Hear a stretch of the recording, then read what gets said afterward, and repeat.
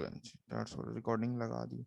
अच्छा जी, आज का हमारा लेक्चर लेक्चर नंबर 1 है और हम प्रोफेशनल प्रैक्टिसेस का सब्जेक्ट जो है वो डिस्कस करना चाह रहे हैं। और हम आज का जो प्रोफेशनल प्रैक्टिसेस में जो हमारे पास इसका इंट्रोडक्शंस, कुछ हमारे पास इसका हिस्टोरिकल कंटेक्स्ट होगा कंप्यूटिंग का, वो डिस्कस करेंगे, कुछ टेक्नोलॉजीज पर डिस्कस करेंगे और फिर हम कुछ प्रोफेशनल बैकग्राउंड्स को डिस्कस करेंगे, किस तरीके से हमारे पास कौन कौन सी टेक्नोलॉजीज थी जिनको हम यूज़ करते थे एज अ प्रोफेशनलिज्म। तो आफ्टर पासिंग सम टाइम और वक्त के गुजरने के साथ साथ जो जो कुछ चीज़ें ऐसी थी जो कि हमारे पास एडवांस होती गई, फिर हम उनको यूज़ करते गए और हमने प्रोफेशनल में अपने प्रोफेशनलिज्म को ज़्यादा प्रमोट करना शुरू कर दिया। ठीक है, तो वो कौन कौन सी चीज़ें थी, कौन कौन से कंटेक्स्ट थे, कौन कौन से टेक्नोलॉजीज थी, कौन कौन से प्रोसीजर्स थे, कौन कौन से वेज थे जिनको हम फॉलो करके अपने एडवांसमेंट की तरफ, अपनी एडवांस टेक्नोलॉजीज को अपने इम्प्रूवमेंट की तरफ, अपनी जो है बिल्डिंग की तरफ हम जो है प्रमोट होना शुरू हो गए। तो स्टार्ट करते हैं जी। हमारा पास जो इसका है वो कुछ हमारे पास हिस्टोरिक कॉन्टेक्स्ट होंगे कंप्यूटिंग के, वो डिस्कस करेंगे आज। कुछ इसका ओवरव्यू देखेंगे, कॉन्टेक्स्ट वगैरह डिस्कस देख लेंगे, हिस्टोरिक जो भी हैं कंप्यूटर्स के। तो कुछ डिटेल्ड उसकी देखेंगे, कुछ ओवरव्यू देखेंगे और कुछ हमारे पास इसके रीजंस होंगी, वो चीज़ें भी आज हम डिस्कस कर लेंगे। उसके बाद हमारे पास जो है आते हैं सबसे पहले अबेकस। अबेकस का तो ऑलरेडी सबको आइडिया होगा क्योंकि आप जो है वो कंप्यूटर में भी अच्छे तरीके से डिस्कस कर चुके होंगे। जिन्होंने आईसीएस किया होगा उनको भी ऑलरेडी आइडिया होगा क्योंकि वो कंप्यूटर ऑलरेडी पढ़ के आए हुए हैं, जो हमारे पास बेसिक नॉलेज है। ठीक है, तो हमारे पास प्रोफेशनलिज्म में ना जब हमारे पास कंप्यूटर की टर्म आती है तो डिफरेंट चीज़ें थी हमारे पास जिनको हम अपनी यूज़ करते थे, हम बेसिक ऑपरेशंस के लिए यूज़ करते थे। तो अबेकस जो है वो हमारे पास उसने the earliest non calculating device is probably the abacus. ठीक है, तो इसने इंट्रोड्यूस करवाई थी हमारे पास एक मशीन, जो कि ये आगे आगे लिखा भी हुआ है चाइनीज अबेकस के नाम से, एक पिक्चर्स भी इसमें ऐड है। तो आप वहाँ पे भी आप देख सकते हैं, इस तरह की एक मशीन उसने इंट्रोड्यूस करवाई। और ये इसलिए हमारे पास थी कि हम इसमें बेसिक ऑपरेशंस जो थे वो परफॉर्म करते थे। तो was invented approximately 300 BC। ये हमारे पास तकरीबन अप्रोक्सीमेटली 3000 जो है ऑलरेडी इसको बिल्ड किया गया था, नताशा मस्किन डैशबोर्ड। और फिर हमारे पास इसमें जो बेसिक ऑपरेशंस थे जो कि हम कर सकते थे, उसमें 4 बेसिक ऑपरेशंस थे कैलकुलेटिंग के, जिसमें हमारे पास मल्टीप्लिकेशन था, डिवीजन था, मल्टीप्लिकेशन था, एडिशन था एंड सब्ट्रैक्शन वगैरह। तो पार्टिसिपेंट के now Mirza Marfood Ahmad, that's good. और उसके बाद हमारे पास जी can multiplication, division, addition, subtractions, ये हमारे पास बेसिक ऑपरेशंस थे जो कि हम परफॉर्म करते थे। Still it use in today in the past of the world. ये हमारे पास कुछ ऐसे दुनिया के कुछ ऐसे हिस्से हैं जहाँ पे हम इसको अभी भी यूज़ करते हैं और उसको हम अपने पर्पसेस के लिए यूज़ कर रहे हैं वहाँ पे, क्योंकि वहाँ पे एडवांसमेंट नहीं है, वहाँ पे लेक ऑफ टेक्नोलॉजी है, लेक ऑफ इंफॉर्मेशन है। और वो लोग क्या कर रहे हैं, और वो लोग अपने अभी भी ऑल टेक्नोलॉजीज को यूज़ कर रहे हैं, ताकि उनको एडवांसमेंट का आइडिया नहीं है उनको। वो अभी भी हमारे पास जो है वो उनको माइक ऑफ कर लें ताकि जो है प्रॉब्लम्स वगैरह ना आए, तो अपना माइक एंड। अच्छा जी, उसके बाद हमारे पास काफ़ी ज़्यादा हमारे पास और भी टेक्नोलॉजीज़ हैं जो कि हम यूज़ करके, और ये हमारे पास इसका जो है एक स्ट्रक्चर डायग्राम है जो कि हम अबेकस का, अगर आप उसको देखें तो ये हॉरिजॉन्टल बार है और ये हमारे पास फ्रेम है इसका। इस तरीके का हमारे पास एक फ्रेम होता था जो कि उसने इंट्रोड्यूस करवाई थी मशीनरी। तो अपर डेस्क और लोअर डेस्क, ठीक है, और उसके बाद हमारे पास ये रॉड्स होती थी जो कि हमारे पास डिफरेंस जो है कैलकुलेटिंग के लिए हम इनको यूज़ करते थे। उसके बाद ये हमारे पास बीड्स थे। बीड्स किस लिए यूज़ होते थे, और ये भी उनको इसके ज़रिए से वो अपनी कैलकुलेटिंग को अंडरस्टैंड करते थे। तो बेसिक ऑपरेशंस थे जो कि हम यहाँ पे करते थे, जो कि हमारे पास मल्टीप्लिकेशन है, डिवीजन है, एडिशन है, सब्ट्रैक्शन है। तो फंडामेंटल ऑपरेशंस परफॉर्म किए जाते थे। तो कोई इतनी एडवांसमेंट नहीं थी, तो जो कि स्टार्टिंग था, तो इसलिए लोग इसको भी मोस्टली इसको यूज़ करना शुरू कर दिया उन्होंने। उसके बाद ना अबेकस के बाद हमारे पास एक और टेक्नोलॉजी आई, जो कि हमारे पास नेपियर बॉन्स था, जिसने हमारे पास इंट्रोड्यूस करवाया एक मशीनरी एनालॉग कैलकुलेटिंग। वो ये हमारे पास एनालॉग तरीके से जो है हम इसको यूज़ करते थे। ये एक रोलर ड्रम्स की तरह था, जो कि हम एक ऑल्ट इसकी एक पिक्चर्स भी यहाँ पे आपके सामने इंट्रोड्यूस करवाई है, ताकि हम इसको जो है एनालॉग तरीके से कैलकुलेट कर सकें। अब इसमें हमारे पास ये ज़्यादातर हमारे पास जो यूज़ हुई ये मशीन, जो नेपियर बॉन्स ने बताया, ये हमारे पास एल्गोरिथम लोगार्थम्स वगैरह, लोगार्थम्स को फाइंड करने के लिए यूज़ किया गया इसको। मैथमेटिक्स में ज़्यादातर इसका जो अप्रोच थी वो लोगार्थमिक्स की थी। ठीक है, तो इसको लॉग फाइंड आउट करना और उसको जो है साइंटिफिक नोटेशंस में लिखना, और ये सारी चीज़ें हमारे पास नेपियर नेपियर बॉन्स ने ये जो मशीनरी इंट्रोड्यूस करवाई, इसके ज़रिए से हम करते थे। और ये 1614 में इसको इन्वेंट किया गया था। जॉन नेपियर ने इसको इन्वेंट किया था। और ये स्कॉटिश मैथमेटिशियंस था जिसने इसको इन्वेंट किया था। ये वाली जो हमारे पास analog calculating machinery, Napier's algorithm इसको बोलते हैं। नेपियर्स एल्गोरिथम्स के लिए इसको यूज़ किया गया। और ये इसके भी बेसिक ऑपरेशंस थे, वही जो कि हम अबेकस में देखा कि वो जो बेसिक ऑपरेशन परफॉर्म करता था, जिसमें हमारे पास मल्टीप्लिकेशन, एडिशन, सब्ट्रैक्शंस एंड और डिविजन्स वगैरह थी, जो कि वो इसकी बेसिक ऑपरेशन परफॉर्म करता था। आगे जी, able to multiplications much faster than abacus. और इसकी एक बेनिफिट इसका ये था लोगों के लिए, जो कि लोग इस पे प्रमोट हुए, कि ये अबेकस से ज़रा मस्ट जो है फास्टर था, और इसके जो रिजल्ट्स थे वो अबेकस से ज़रा थोड़ा फास्ट थे, और इसलिए लोगों ने इसको यूज़ करना शुरू कर दिया।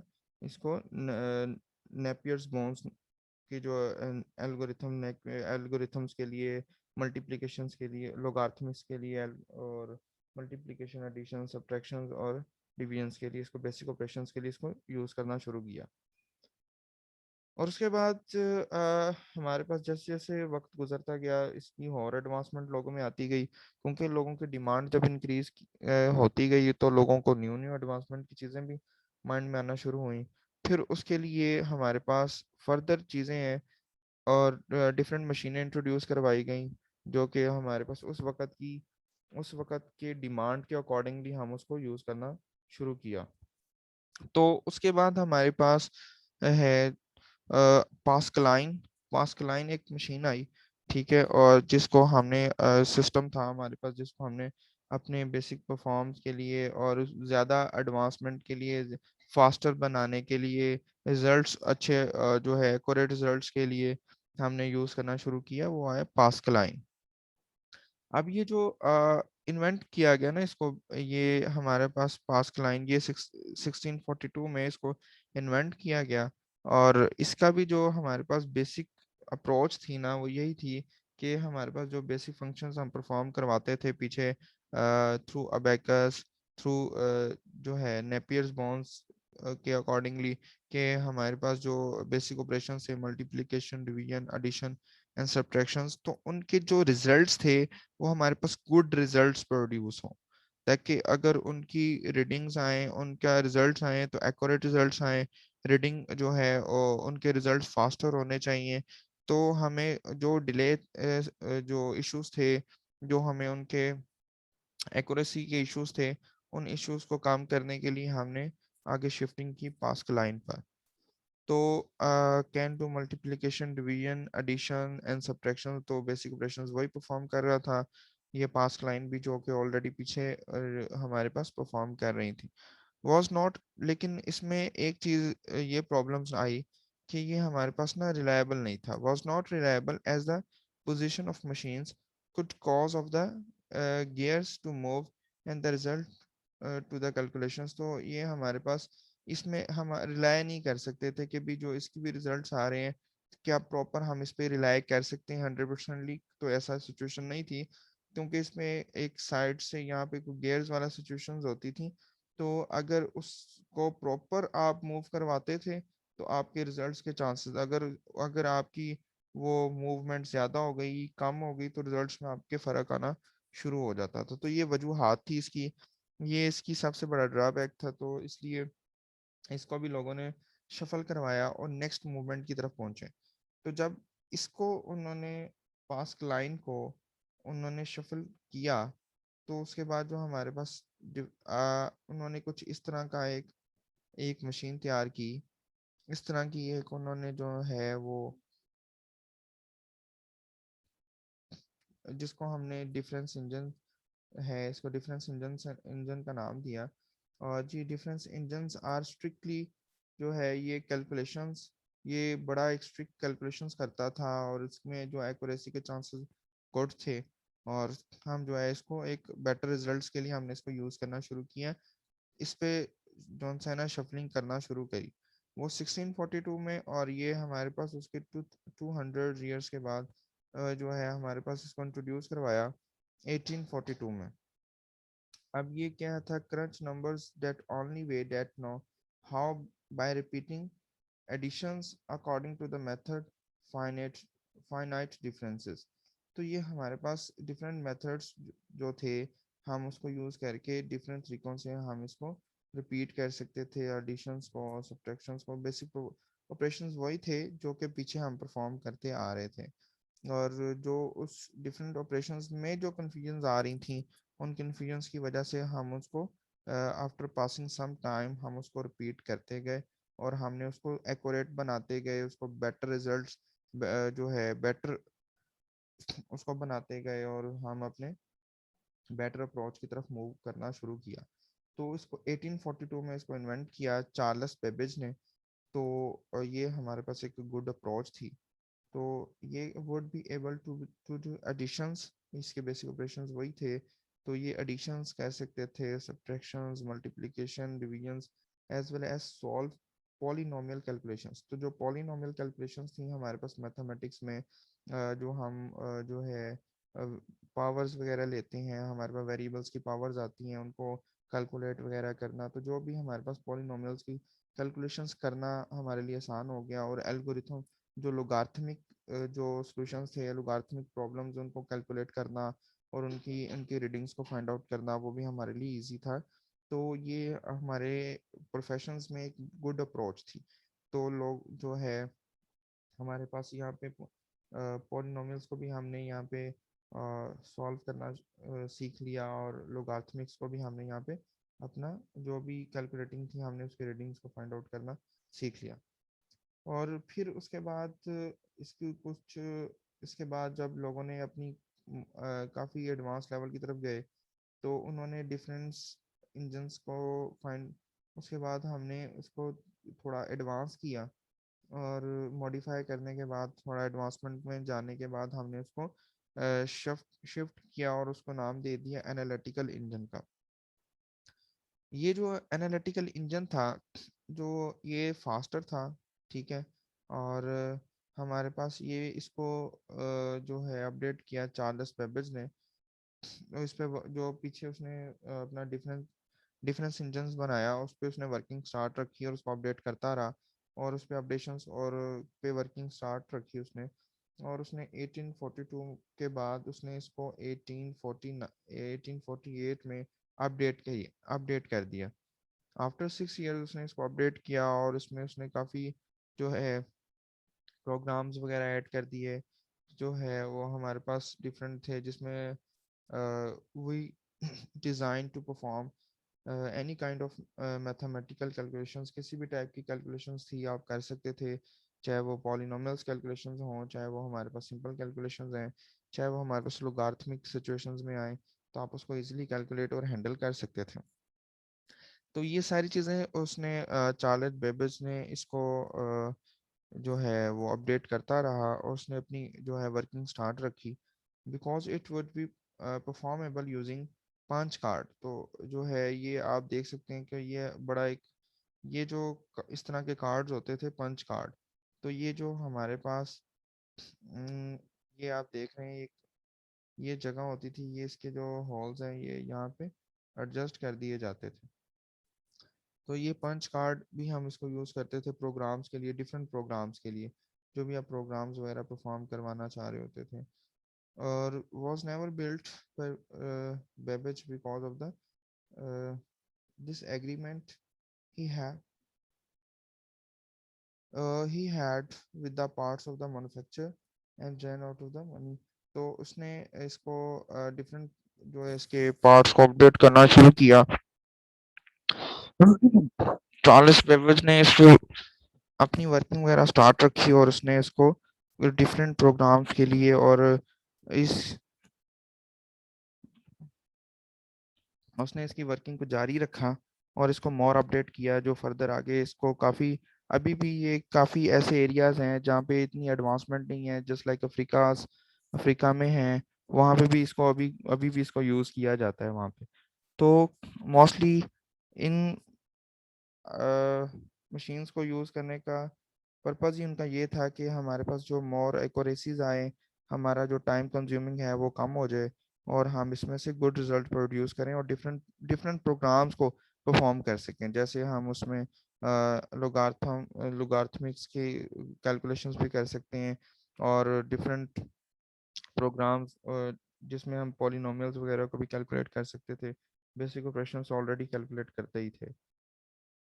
और हमारे पास ये एक ऐसी डिवाइस थी, हमारे पास एक ऐसी इंट्रोड्यू डिवाइस थी जिसने हमारे पास प्रीवियस सारी डिवाइसेस को लोगों में पॉपुलर हुई और लोगों ने इसको अपने पर्पसेस के लिए अपने प्रोफेशनलिज्म्स के लिए इसको यूज़ करना शुरू किया। तो first truly programmable device and therefore the world's first to computer. तो लोगों ने इसको एज अ जो है एडवांसमेंट के लिए एज अ प्रोफेशनलिज्म के लिए इसको यूज़ करना शुरू किया एनालिटिकल इंजन को। तो आप इसको एनालिटिकली जितनी भी कैलकुलेशंस थी जैसे जस्ट लाइक लोगारिथमिक है वो उसको आप मेजर कर सकते थे बड़े एक्यूरेटली उस। और हमारे पास यहाँ पे हर तरह की कैलकुलेशंस हो जाती थी एनालिटिकली, इसलिए इसको एनालिटिकल इंजन का नाम दिया। उसके बाद हमारे पास आगे आता है टेबुलेटिंग मशीन। तो ये उसका एक बॉक्स है। तो ये एक टेबुलेटिंग मशीन थी हमारे पास। ये हमारे पास जो प्रीवियस एनालिटिकल इंजन है इसकी एक एडवांस फॉर्म थी जो कि हमारे पास टेबुलेटिंग मशीन है। और ये हमारे पास हारमन हॉलरेथ ने इसको इन्वेंट किया था।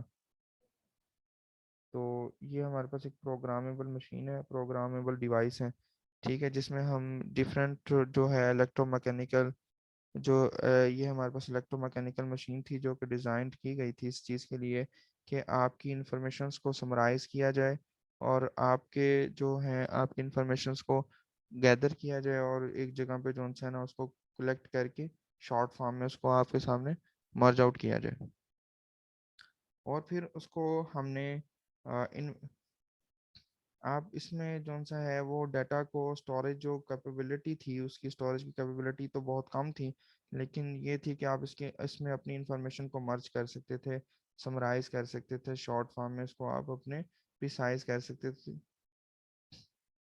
आप उसने उन्होंने इस बॉक्स को ये कह दिया, आप ये कह सकते हो कि ये हमारे पास एक जो कंप्यूटिंग की टेक्नोलॉजी थी ये थी कि आप इसमें कुछ अपना स्टोरेज वगैरह बना सकते थे, अपनी इंफॉर्मेशन वगैरह ऐड कर सकते थे। और ये हमारे पास जो है the machine was developed to help process data, data को प्रोसेस वगैरह करने के लिए ये डेवलप की गई और ये 1819 में इसको डेवलप किया गया।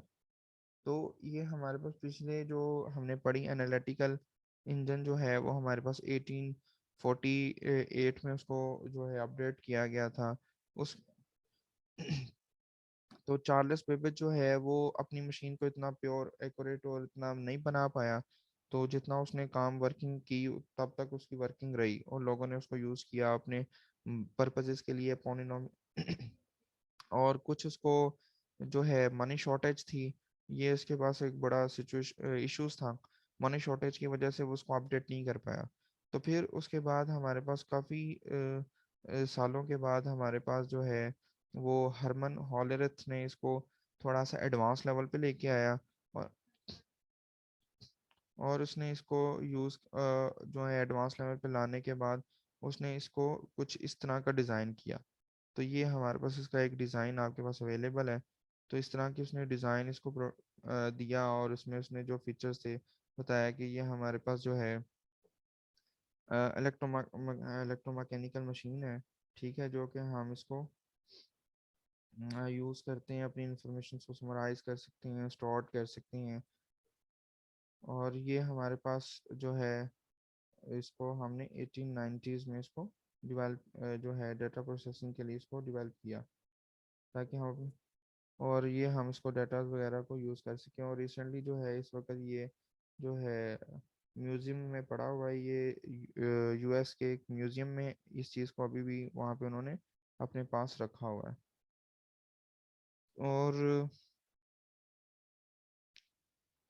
यहाँ पे आते हैं जी,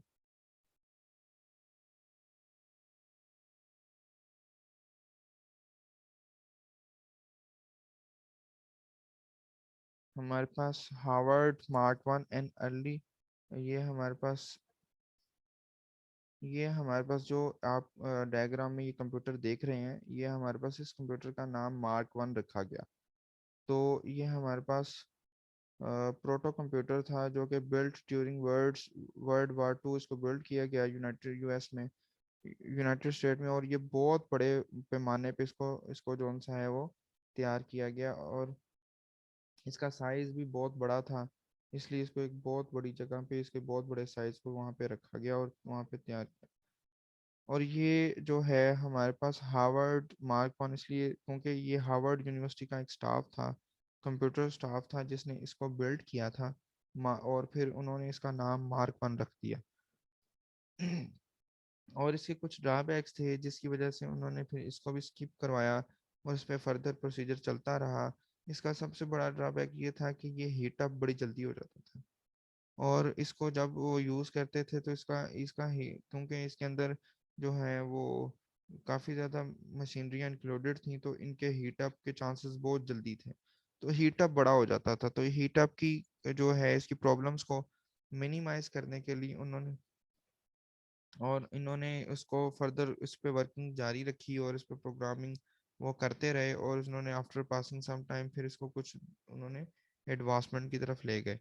तो the IBM automatic sequences controlled calculations, तो एक हमारे पास जो है इसमें आप इनपुट्स वगैरह देते थे, ऑटोमेटिकली आपकी कैलकुलेशन वगैरह आपको मिलना शुरू हो जाती थी। तो ये एक हमारे पास एक सीक्वेंस प्रोसीजर्स था, और इसको मार्क वन का नाम दिया था हार्वर्ड यूनिवर्सिटी स्टाफ वाज इसको जनरल पर्पसेस के लिए। और क्या पर्पस थे इसको, वही electromechanical computer that was used in the war effort during the last part of the World War II। जैसे वर्ल्ड वार टू के बाद, जैसे जस्ट लाइक 1914 में जो इसको किया गया, बिल्ड किया गया, और ये उसको जो सा है उन्होंने अपने बेनिफिट्स के लिए इसको तैयार किया, और इसको उन्होंने मेजर इसको अपने जो भी उनके बेनिफिट्स थे उन्होंने इसको उसके लिए यूज़ करना शुरू कर दिया। One of the first program to run, अच्छा जी हमारा टाइम जो है मीटिंग का ख़त्म होने में तकरीबन 2 मिनट बाकी है, और 40 मिनट्स की एक मीटिंग थी। तो मैं दोबारा से इसका लिंक सेंड करूँगा, दोबारा से मुझे ज्वाइन ज़रूर कीजिएगा, ठीक है, जल्दी से ज्वाइन कीजिएगा, ताकि जो उनसे हम अपना कंटेंट को फर्दर प्रोसीड कर सकें। हाँ, और अच्छा जी हमारे पास उसका one of the first program to run on the Mark one was intimated on 29 of March 1942। ये हमारे पास जो फर्स्ट प्रोग्राम को चलाया गया मार्क वन में, जो हमारे पास ये कंप्यूटर था मार्क वन के नाम से, उसमें जो फर्स्ट प्रोग्राम चलाया गया उसमें 29 of March 1944 को, जिसने जॉन वॉन न्यूमन ने इसको जो है फर्स्ट प्रोग्राम्स को इनिशिएट किया, और इसको चलाया, और उसको चला के उसने फर्स्ट प्रोग्राम्स को देखना शुरू किया। डिफरेंट प्रोग्राम्स है जो कि उन्होंने चलाए, लेकिन फर्स्ट प्रोग्राम जो है उन्होंने इनिशिएट किया और उन्होंने चलाना शुरू किया, जो कि प्रॉपर उनकी वर्किंग जो है सक्सेसफुल रही थी। बाकी प्रोग्राम चला के देखे और इश्यूज थे, लेकिन जो सक्सेसफुल इनका फर्स्ट प्रोग्राम था, जो कि किसी को इश्यूज उन्होंने फेस नहीं किया, वो उन्होंने 29 of March 1944 में जो प्रोग्राम यूज़ किया वो सक्सेसफुल था। उसमें किसी भी किस्म का कोई इश्यूज फेस करने नहीं पड़े थे उनको। उसके बाद it was fully programmable that use the punch tape to the store and the retrieve instructions and data। तो इसमें हम अपना डाटा वगैरह को जो है वो अपना स्टोर करवा सकते थे, डाटा प्रोसेसिंग प्रोसेसिंग के लिए भी इसको यूज़ किया। और इसके में जो स्टोरेज थी, हम डाटा को रिट्रीव भी करवा सकते थे, डाटा गेट कर सकते थे। और हम थ्रू इंस्ट्रक्शंस भी कौन कौन सा आप किस टाइप का डाटा गेट करना चाह रहे हो, तो उसके आपके इंस्ट्रक्शंस के अकॉर्डिंगली हम उसमें से अपना डाटा वगैरह भी गेट कर सकते थे। तो ये हमारे पास एक